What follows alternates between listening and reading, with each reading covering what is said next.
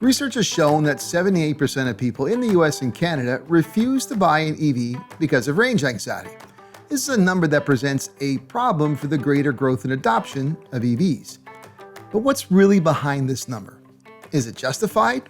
When I dug into some relevant psychology research, I also discovered that 87% of actual EV owners today have one thing that makes fear largely irrelevant.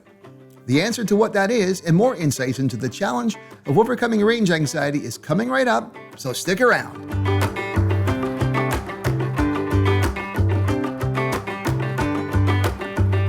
EVs represent a transformational way of thinking when it comes to how we power our vehicles. Gas stations are well integrated into our transportation infrastructure, and we're very familiar and accustomed to how we use them. But EVs require an entirely new way of thinking and operating. Now, how we charge them, where we charge them, and often how they need to be charged are all things that require a different way of thinking. There are both advantages and disadvantages to this new approach, but this too has created uncertainty. And from uncertainty comes anxiety. A 2024 survey by Recurrent found that 78% of prospective EV buyers experience high range anxiety before purchase, with concerns about running out of charge being the primary barrier to adoption. But the same Recurrent study reveals that only 59% of current EV owners continue to experience range anxiety after purchase. Now, this demonstrates a significant psychological shift once drivers gain real-world experience with their EVs. The data shows that range anxiety declines dramatically within the first 6 months of EV ownership and continues decreasing over 5 years, with experienced drivers reporting substantially less anxiety than newcomers. Now, this here really is a classic example of something being not as bad as you first thought it would be once you've actually had a chance to experience it. While it turns out that actually buying an EV is the greater contributor to reducing range anxiety, in both Canada and the US, there remains an uphill battle when it comes to getting people to the point of saying they're willing to buy one. Now, there's 3 aspects of the EV ownership experience that range anxiety is largely built around, which are normal or everyday charging, infrastructure relating to charging on long drives, and the capabilities of electric vehicles themselves. So let's take a moment to look at each of these aspects.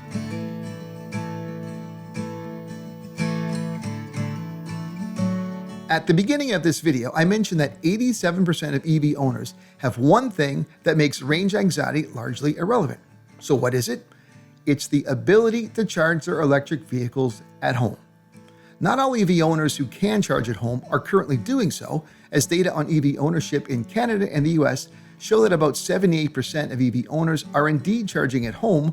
The ability to charge their EV at home is the single greatest contributor to the rapid decrease in experiencing range anxiety.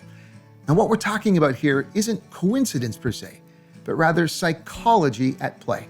In behavioral psychology, the technology acceptance model, or TAM, explains what's exactly happening here. When you have a high perceived ease of use, such as plugging in at home every night, it creates a positive customer experience, which then reduces anxiety in a continuous feedback loop. The Journal of Applied Decision Sciences proved this in 2024, showing TAM components directly predict EV adoption success. What really changes the game is the fact that EV owners with home charging capabilities basically could leave home every single morning with a full battery if they wanted to. This is a huge factor in being able to more quickly adapt to see range anxiety disappear. There's plenty of historical precedents to look back at to see this pattern at play. Examples such as knowing you can easily charge our smartphones or having greater access to Wi-Fi internet connections, they reduce our anxieties associated with adopting to being without a landline or storing your important files in a cloud-based server instead of on a hard drive. Now, of course, we have to acknowledge that for those contemplating an EV purchase, they may be in a situation where the ability to charge at home isn't possible. In both Canada and the US, roughly about 1/3 of residents live in multi-unit residential buildings, or MURBs. This is defined as an apartment building, a condo, or other situations where multiple residential units are contained within a structure. And in these situations, the ability to charge overnight in their parking space is more complicated. While many new buildings are being built with the potential to offer overnight charging for residents and owners, there are still many older buildings where management or condo boards are trying to decide how best to accommodate the needs of owners, or even if they want to. It's also worth noting that MURB occupancy is far more common in cities and large urban centers compared to rural parts of each country. The most recent census data from Canada and the US shows that roughly 80% of all MURB buildings are found in urban environments.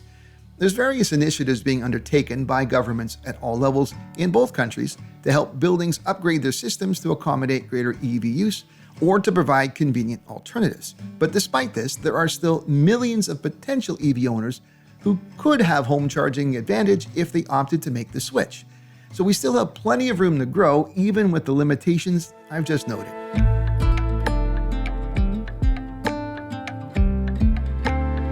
Another contributing factor to the existence of range anxiety relates to the wider issue of EV charging infrastructure outside of where one lives. And this is especially so with respect to fast charging opportunities along highway networks for longer drives. There's countless doomsday scenarios floating around where people fear what would happen if they were suddenly in the middle of nowhere and they ran out of charge. Only 11% of Canadians are very likely to consider an EV versus 24% in the US. Now, there's the same range anxiety patterns, but Canadians show more overall hesitation. Why is this? Well, perhaps some of what impacts the Canadian number comes from what was discovered by the Canadian Vehicle Manufacturers Association, in that rural Canadians show heightened infrastructure anxiety, with only 30% interested in EVs at all. This is likely attributed to the remote challenges that rural Canadian living can offer. Now, if you're a Canadian watching this, I found an interesting piece of data that makes the above-noted reluctance kind of ironic. Here's the kicker. According to 2024 data from Electric Autonomy Canada and the Alliance for Automotive Innovation, in terms of per capita access, Canada has 14 electric vehicles per public charging port compared to about 30 EVs per charger in the United States. So Canadians have twice the charging access, yet still show higher infrastructure anxiety. It's an interesting number, but of course, this alone won't explain or eliminate range anxiety for Canadians, especially as where most anxiety lies is with respect to longer highway driving experiences. When looking at public charging totals on both sides of the border, the US station locator shows rapid growth is taking place, with 196,000 public charging ports nationwide as of January, with approximately 58,000 to 60,000 of them being fast chargers. It's also noted that about 92% of US interstate highways are considered EV corridors with suitable charging infrastructure. In Canada, it's a bit of a different situation, but Natural Resources Canada's public data set and NR Canada's based trackers show that Canada has about 12,900 public charging station locations and about 33,000 public charging ports as of early 25. Now, this is a number that includes level 2 ports as well as DC fast chargers. But these figures alone don't paint the full picture.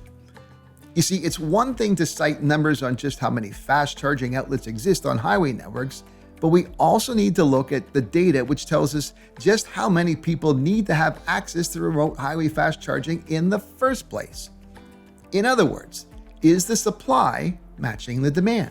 In the United States, data from the NHTS shows that most daily trips are short, with only about 2% of trips exceeding 50 miles or 80 kilometers. This works out to roughly 40 trips per person over that time. And when you truly look at long drives, trips that are over 100 miles or 160 kilometers, this happens only a few times a year for the typical driver. And trips over 200 to 300 miles or 320 to 480 kilometers, well, the data shows that these are rare, with 0 to 2 times a year being the number for most households. Canadian data collected by Statistics Canada via the National Travel Survey aren't broken down the same way as we see in the US, but the overall patterns are very similar to the US, with Canadians taking very few annual trips that would force owners to need 300 to 400 kilometers of one-way range. This once again points to what really is at play here, and it's a perception problem, not an infrastructure problem. That's not to suggest that there aren't any challenges with highway infrastructure, especially in the more rural and remote parts of Canada and in certain parts of the US. And just because there are charging stations available doesn't mean that they're necessarily reliable. The issue of uptime and overall reliability of first-gen fast chargers on highway networks certainly has been an issue, and one that's given some validity to long-distance range anxiety. but infrastructure continues to expand and improve given the importance of having a broad and reliable network of highway fast charging to the acceleration of greater EV adoption. Investments are being made by federal and provincial programs to fund fast charger deployment along major highways on the Trans-Canada and to improve longer trip coverage. There's also a growing number of fast charging hubs where large numbers of rapid chargers are located in one spot. I live in Ajax, Ontario, which is an eastern suburb of Toronto, and Tesla is almost finished building what will be the largest supercharger location in Canada with 44 latest generation stalls and located in an underutilized parking space of a suburban power center where various food and shopping options exist for those stopping in to visit. It's located just 5 minutes off of Highway 401, which is a major east-west highway that runs from the Ontario-Michigan border in Windsor all the way to Montreal, Quebec. Parts of the 401 through Toronto are known to be the busiest stretch of major highway in the world. So the placement of this new supercharger location does show a greater emphasis on strategic deployment overall.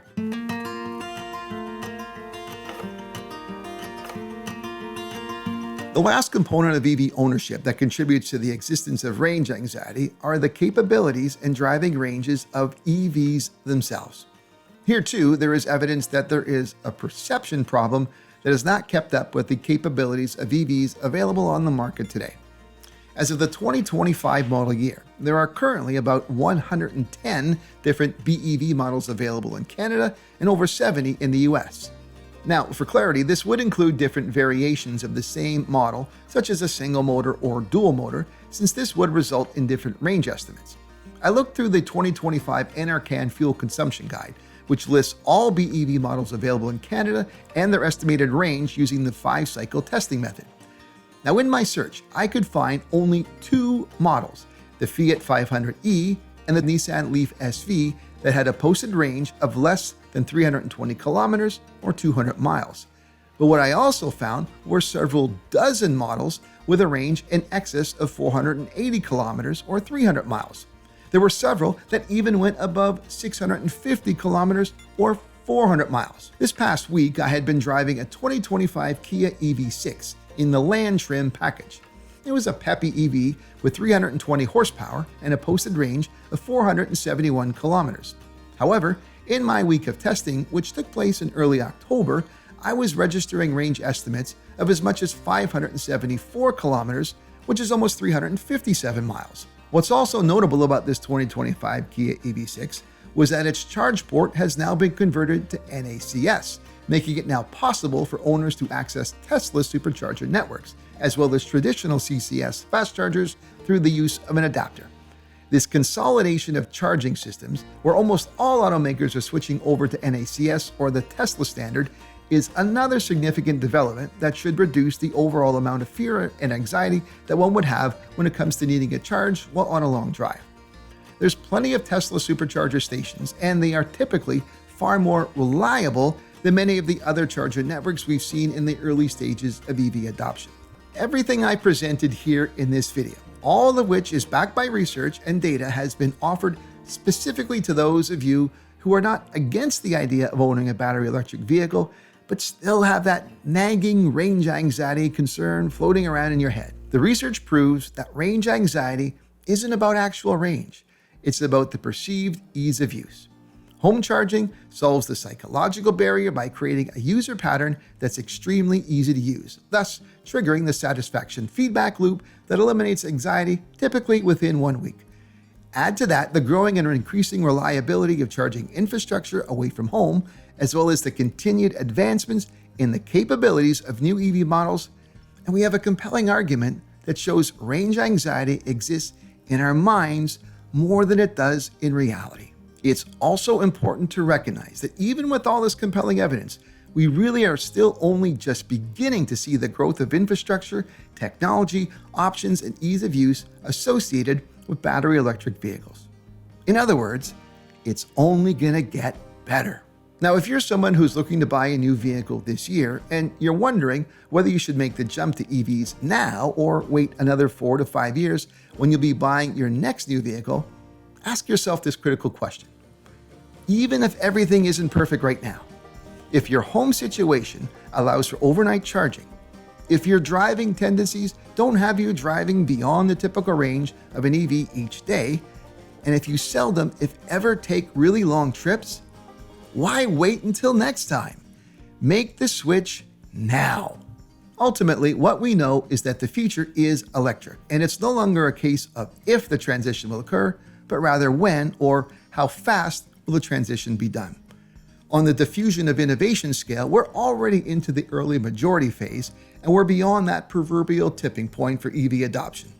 Of course, there still are innovations and advancements needed for society to fully embrace the switch, but there's already enough compelling evidence to show that we could be farther along in the transition if we just got a few of those aversions out of our heads and started focusing on the reality of where we are instead of holding on to the outdated and false perceptions of where we were.